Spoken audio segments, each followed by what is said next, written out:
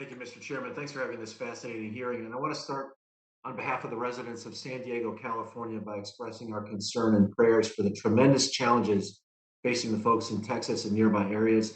I commit to working with you to find out the facts behind what's gone wrong and honestly figure out the ways the federal government can play a role in assuring reliability.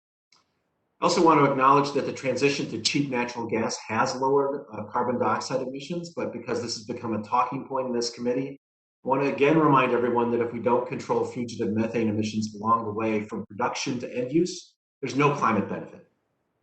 And if I had more time, I would also like to explore the carbon tax with Dr. Pakala, as his report touts the advantages of pairing a well-designed carbon tax, and by that I mean one that can mitigate the negative distributional impacts on society, with other ambitious climate policies. But I will defer that to our discussion of how we pay for infrastructure investment, because I think that matches that well.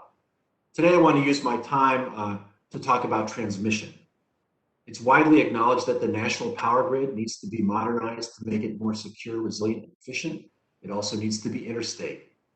The United States has tremendous renewable energy resources that have not yet been tapped, but often these resources, sun, wind, geothermal, hydropower, are in remote or rural areas. According to research from the Department of Energy's National Renewable Energy Lab, if we connect centers of high renewable resources with centers of high electric demand by building a macro grid, that is an overlay of high voltage DC lines, and optimize that grid for the nation's best wind and solar, we can dramatically reduce carbon emissions while improving system resiliency and reducing wholesale power costs. A macro grid will enable more robust and more competitive wholesale power markets, which translates to lower costs for consumers. One model shows consumers saving $42 billion annually by building HVDC transmission, allowing power to flow across the seams between electricity regions. And one more point about US competitiveness. The Brattle Group estimates that the US electric industry needs 200 gigawatts of new transmission capacity in order to accommodate widespread electrification. China has already done this and more. By the end of 2021, China will have developed over 250 gigawatts of new interregional transmission capacity over the last 7-year period. In contrast, we, the United States, have added 3. We need 200, we've added 3. So clearly the scale of the challenge is significant. Just as clearly, the current regulatory environment hampers our collective ability to meet this challenge.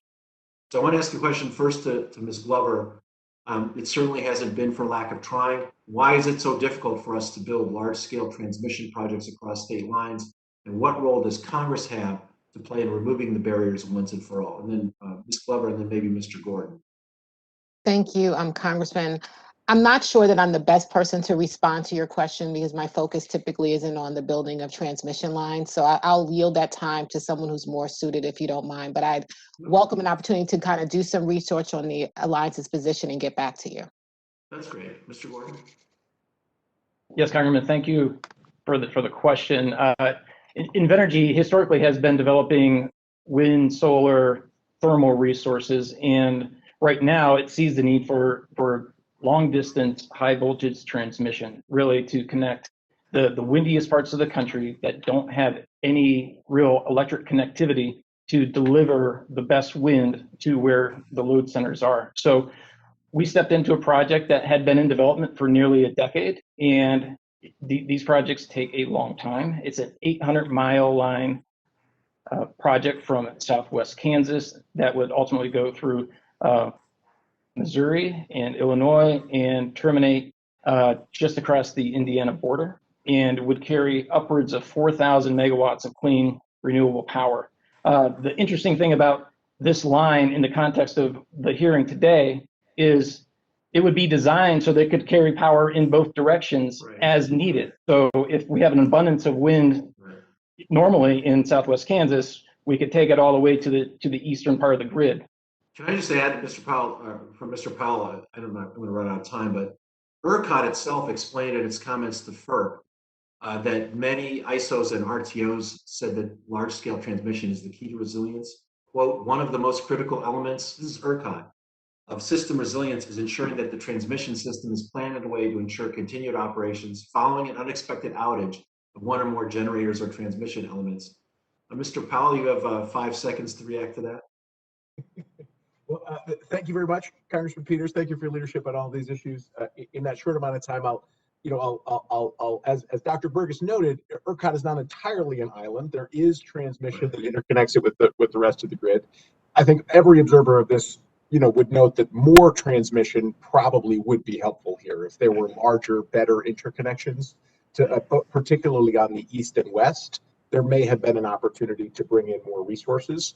Obviously, there are cost implications to that, and it's been, as you've noted, devilishly difficult to site and permit those new wires. So I think we need to figure out both the regulatory and permitting issues that would enable that, and figure out how to pay for those and maintain, affordability in the local power supply.